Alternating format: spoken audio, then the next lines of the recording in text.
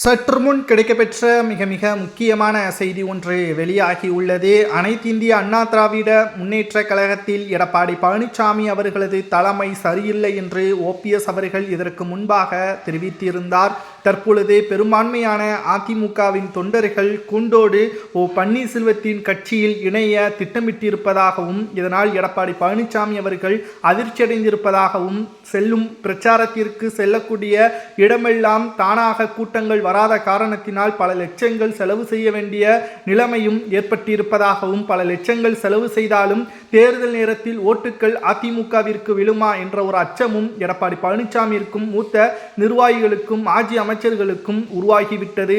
மேலும் அதிமுகவில் ஓபிஎஸ் அவர்கள் இல்லை என்றால் வெற்றியடைவது கடினம் என்ற உண்மையையும் சசிகலா அவர்கள் போட்டு உடைத்து விட்டார். நேற்று செய்தியாளர்களது சந்திப்பின் பொழுது சசிகலா அவர்கள் அனைத்திந்திய அண்ணா திராவிட முன்னேற்ற கழகத்தில் ஓபிஎஸ் அவர்களும் கட்சியிலிருந்து நீக்கப்பட்டவர்களது பங்களிப்பு தேவை, அதை எடப்பாடி புரிந்து கொள்ளாமல் செயல்பட்டால் எதிர்க்கட்சி அந்தஸ்து கூட கிடைப்பது கடினம் என்பதற்கேற்ப சசிகலா அவர்களும் கூறியுள்ளார். ஒரு பக்கம் பெரும்பான்மையான தொண்டர்கள் பிற கட்சியில் இணைந்து வரக்கூடிய நிலையில் மறுபக்கம் அதிமுகவில் உள்ள பிரச்சனைகளும் தொண்டர்களது ஒற்றுமை இல்லாத காரணத்தினாலும் அதிமுகவில் பிரச்சாரத்திற்கு செல்லக்கூடிய எடப்பாடி பழனிசாமி அவர்களுக்கு பெருமளவில் கூட்டங்களும் ஆதரவுகளும் இல்லாத காரணத்தினால் என்ன செய்வதென்று தெரியாமல் அதிர்ச்சியில் எடப்பாடி பழனிசாமி அவர்கள் இருப்பதாக நம்மால் பார்க்க முடிகிறது.